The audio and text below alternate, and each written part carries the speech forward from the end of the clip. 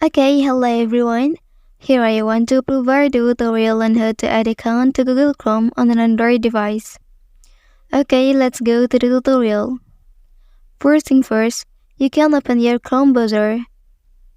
After that, here you can click on profile icon at the top. And then please click once again. And then here you can select add account to device.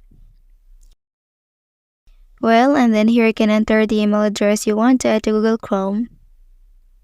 After that, you can enter a password.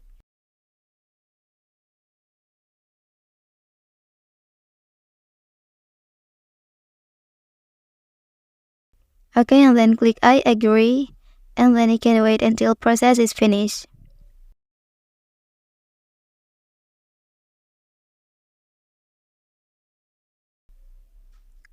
That's the tutorial on how to add account to Google Chrome on an Android device.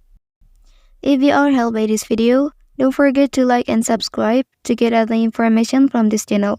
Thank you.